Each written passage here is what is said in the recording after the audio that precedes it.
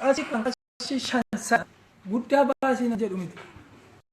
Baatiitti qarshii kana yoo baafne walitti dhufne tokkoon keenya kun yoo buufne rasaasa 100 ni binnaa jechuudha. Fakkeenya gabaabaa isinitti muudhaa kan jedhu. Rasaasa 100 kanaan waboon yoo kenname rasaasa 100 kanaan waboon rasaasa 5,000 akka inni deebisee isaan hidhatu amma miidhuma tokkoon hin qabu suma dhugaa haasa'uudhaaf. Egaa waboon qawwee barbaad, waboon rasaasa barbaad, waboon kophee barbaad, waboon huccuu barbaad. Yoo kana hin qabaatin diina har'a akkas nu dararaa jiru kan akkamitti ofirraa kuffisuu dandeenya? Waan siyaasa karaa nagaatiin deemnee bilisoomnaani dubbii kijibaati. Kana ofirraa yoo dhiifne dhugaa haasa'u dhiifama naa godhaati. Warri sammuun isaanii kan hatta mananni jiru baay'ee dogoggoraniiru isaaniin jee karaa nagaatiin qabsoomnee bilisoomnaan hin jiru bilisummaa kadhaadhaan namni namaaf kennu hin jiru. Mootummaa guddicha har'a Ameerikaan bulchaa addunyaa ta'ee jiru kun wanni inni ittiin gabbaramuuf wanni itti sodaatamuuf qabeenya osoo hin taane meeshaa inni qabu kan inni addunyaa kana ittiin bitee bakka barbaachisaa taatetti humna furgaatuu isaa ergee ittiin to'atu jechuudha. Nuti yoo har'a waboodhaaf qawwee yoo binne addi bilisummaa Oromoo waraana hin dhabne isa dhugaa haasa'uudhaaf. Addi bilisummaa Oromoo uummata isaa abdatee kan amma hadhaa qabsoo godhaa jirudha. Addi bilisummaa Oromoo gargaarsa addunyaa tokko kan hin qabne gargaarsa uummata isaatii qofa kan qabudha. Addi bilisummaa Oromoo immoo waraana bobbaasee diina kana dura dhaabbatu hin dhabne. Waan inni dhabee hidhannoodha. Hidhannoo kanaan nuti addana jirru kun fi fakkaattonni keenya kun ala keenya wal nyaachuurra kun siyaasa isa sana oofu kun abbaan waan fedhettaa oofu. Waboon kan uummata Oromoo ta'uu isaatti amanuu qaba hundumtuu. Abbaan fedhe siyaasaa fedhettaa amanu. Fedhu ODF haa ta'u, fedhu jijjiirama haa ta'u, fedhu adda bilisummaa Oromoo ta'u itti gami keenyas namni bilisummaan fedheen jiraas keessa isa dhugaa haasa'uudha. ODF waan sagaraa sanii ODF akka kana fe'amanii akka hin argamne ni beeku isaanis. Kanaafiyyuu wanni nuti barbaanne waraanni kun waraana bilisummaa Oromoo adda bilisummaa Oromootiin qindaa'ee haa gaggeeffamu malee kan waliigala keenyaati. Kan adda bilisummaa Oromoo qofa miti jechuudha. Fakkeenya isinii fudhadha. An fira kootti jechuudha. Fira koo bara dargii keessa jechuudha. An adda bilisummaa Oromoo keessa hin jiraa milishaa qabalee ta'ee natti dhufe jechuudha. Fira koo ta'een bira darbaaree dhaheen galagalchee bira darbaa jechuudha. Waan akkasii jira suma dhugaa haasa'uu isinitti maal. Kana buleessa abbaa kooti. Fakkeenyatti waraana wayyaanee keessattis addana keessaati namoonni baay'een firri isaanii kan achi keessa jiran ni jiru jechuudha. Yeroo inni dhufee sitti dhukaasu hin dhiistatu kan dursu maaliin ani yoomiyyuu bilisummaa uummata Oromoo hiree uummata Oromoof hin lolaa jechuudha. Kanatti hin amanaa jechuudha. Hiree keenya eega argannee booda isa kaaniif hiree banuuni dirqama keenya jechuudha. Fakkeenya mucaan qabaa anaan mucaa koorra abiddi yoo bu'ee dubbii sobaati namni abidda ofirratti dhiisee mucaa isaarraa dhaqee abidda buusu jiraayyuu hin jiru. Duraan abidda ofirraa buusu. Sana booda mucaa koorraa buusaa jechuudha. Waa'een keenya waa'ee uummata Oromoo kanaa kuni waa'ee sabaaf sablammoota biyyattii keessa jirutti akkasitti ilaalamuu qaba. Isuma dhugaa ta'u wali hin goomsinu. Ani ofii kooteetuun bilisummaan argatin osoon abidda ofirraan buusin darbeen saba biraarraa abidda buusa yoo ka jennu ta'e kun soba siyaasaa xaba siyaasaa qabannee ittiin afaan wal faajjessuu jechuudha. Uummanni Oromoo uummata saba murteessaadha gaafa Afrikaa kana keessa ampaayera Itoophiyaa kana keessatti jechuudha. Hiree keenya yoo nuti arganne sabaaf sablammoonni biyya sana keessa jiran sababaadhuma tokko hin qaban waan hiree hin arganneef jechuudha. Sababaan isaanii isaanis cunqurfamoodha. Uummata Oromoo wajjin cunqurfamaa jiru. Amaara haa jennu amaarri amma fakkeenyaaf hedduun isaanis cunqurfamoodha. Amaarota nuti adda bilisummaa Oromoon balaaleffannu gita bittuuti ka balaaleffannu. Uummata Tigiree adda bilisummaa Oromoon balaaleffatu gita bittuuti ka balaaleffatu. Isaanis sabi isaanii ka cunqurfame ni jiru. Ka'anii kan lolataa jiranis ni jiru jechuudha Tigiroota irraati jechuudha. Kanaaf yaa jara keenya buna walii bituudha yoo xiqqaate qarshii 10 qarshii 50 baafna waboo jabeessuudhaaf qarshii 100 yoo kennine waraana kanatti qawwee binne diina akkana taa'ee halkanii guyyaa nu dalagu addana teenya hidhii yoo xuunne hiika tokko hin qabaatu isa dhugaa haasa'uudhaaf fakkeenya toblan darbe lamman keessa haadha keenya tokko jala ilmoo 3 ajjeesan jechuudha isheetti akkam dhagahamu nuti har'a kuni yoo nutti hin dhagahamu ta'e tarii maatii koo keessa waan irraa hin duuneefi natti dhagahamuu dhiisuu malee ofuma jedhee hidhii xuuxa yoo kan hin dhiisu ta'e kun ajjeechaan kun dachaadhaan nurratti raawwataa deema. Mootummaan wayyaanee wanni inni geggeessaa jiru waan mallas jalqaba karoorse sana akka ta'e sirriitti ifa dhufaa jiraachuu. Saba guddaa kana xiqqeessuun ni danda'ama isa jedhamu sanarratti xiyyeeffatanii hojjechaa jiru jechuudha.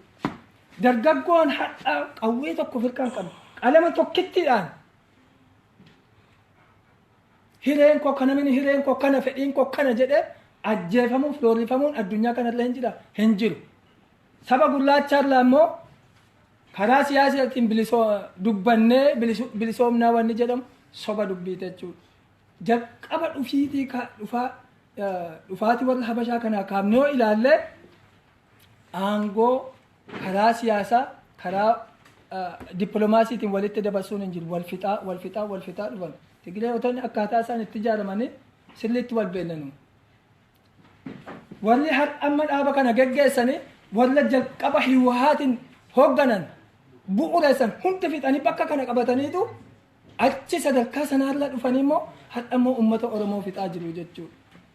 Isa kanaaf nutis uummanni keenya goota uummanni keenya beekumsa qaba inni beekumsa isaatii akka beekumsa isaatiitti inni lola danda'u akka lolutti inni qabeenya qabu qabeenyaan uummata keenya waraana kana tumsinee ofirraa roorroo kana raawwachuu wanni nu dhorku maaltu jirame fakkeenyaaf beektota baay'eetu jira addana Stookholmi kana keessa diktoorataa fi pirofeesorota baay'ee qabnaa jechuudha. Siyaasa fedhe abbaan barbaade siyaasa fedhe hadeeggaru siyaasa keenya sana walii kabanyee har'a beektonni kun yoo walitti dhufanii haasa'an waboo kana jabeessuu fi waa tokko godhanii waa tokko geeddaruu ni danda'u mootummaa biyya kanatti haasa'anii jedheetan amanan. Kanaafuu mee waliin jibbinu waliin nyaannu foon lafa jirtu culullee muka gubbaadhaa wal lolti jedhan. Nutuu bilisummaan arganne nutuu gabrummaa jala jirra. Fakkeenya biyyuma kana yoo fudhanne warri raashismii kunis babal'ataa jiru jechuudha. Bori yoo dhufanii makaanii baha biyya keenya keessaa jedhani eessatti baqanname mee biyya isa kamiin inni nuti baqannu Itoophiyaa akka nanneefi waan ta'aa jiru hin argine biyya biraa akka nanneefi ammas rakkoo guddaa jira kan keenya biyya nuttis dhumiisa biyya keessa jiruttis dhumiisa yoo ta'u ta'e maaf teenya kanaafuu ani kanin isiniin jedhu hamma isiniif danda'ametti waraana bilisummaa Oromoo kana akka waraana uummata Oromoo ta'etti akkasitti fudhadhaa malee dhaabii addi bilisummaa Oromoo ajaje jibbiinsa adda bilisummaa Oromoo irraa qabdaniif jecha waraanni kun jibbamuu hin qabu. Dhugaadha namni balleessine hin jiru. Waan kana immoo sirreessuudhaaf keessa taa'eeti nama qasirree kaayyoo uummanni Oromoo hiree ofii murteeffachuu kan jedhu kan dhufu kuni kan waliigala uummata Oromooti malee kan namicha har'a kaayicha hoogganu miti jechuudha. Namichi yookaan ni du'a yookaan boriin kufaachuu dogoggorri ni jira ni jira. Dogoggora keenya eenyu sirreessa. Nutu keessa taa'ee qabsoon kun keenya akkana ta'uu qaba jennee sirreessine. Bifa nuuf danda'ame waraanni keenya kun akka inni tattaafatu akka inni galii isaa dafee ga'u injifannoo amma qeerroon biyya keessaa rasaasa malee qalamaan dhumaa jiran kan saffisiisuudhaaf wanni nu barbaachisu tokkitti yoo jiraate hamma dandeenye rasaasaaf qawwee bituu kana goonee qeerroon achi jabaate waraanni bilisummaa Oromoo jabaate isa dhugaa rabbiin isinitti himaa biyyoonni adiin haqa tuffatan utuu ilmaan Oromoo meeqa dhumaa jiranii akkasitti ilaalanii akka namni ilaalle achi galagalaa jiran kun gaafa waboon asii tarkaanfii fudhachuutti ka'e humna isaa bakka jiru gurmeessee utuun jaallatin nutu sin gargaara nutu sin gargaara nutu sin gargaara akkuma amma fakkeenyaaf as bahanii dhaaboleen garagaraa bakka qabachuudhaaf waa garagaraa godhaa jiran kan jechuudha. Walli addunyaa immoo gaafa sana nuti jala kana qabatee dhimma itti bahuu qabna isa jedhamu dorgommii wal saamuu dhufuu jechuudha. Isa kana furmaanni tokkitti hin jiru.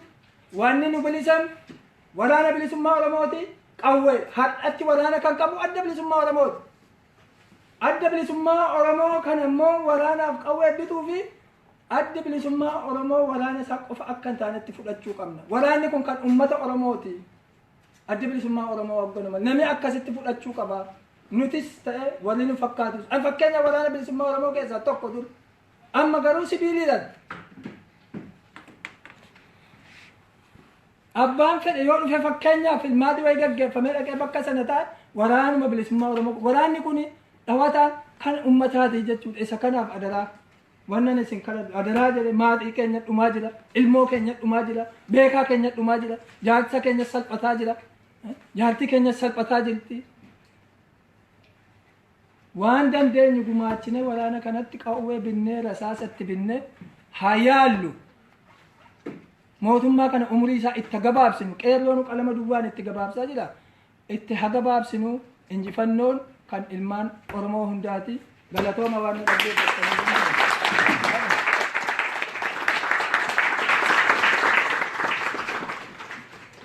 Hayyee galatoomni Kamaal ibsa nuu kennite dhugaamaaf Kamaal waa baay'ee wanti inni jala muree dubbatee waboo hidhachiisu akka barbaachisu waboon immoo kan adeemaa Oromoo qofatu hin ta'in kan uummata Oromoo ta'uusaa warri ilaalcha siyaasaa adda addaa qabnullee waboo cina dhaabachuu kan barbaachisu akkuma muuxannoo biyya adda addaatti arginu dhaabni siyaasaa tokko filannoodhaan gaafa aangootti dhufu waraanni biyyattii sun kanuma akkuma jirutti jiraatee aangootti dhufu.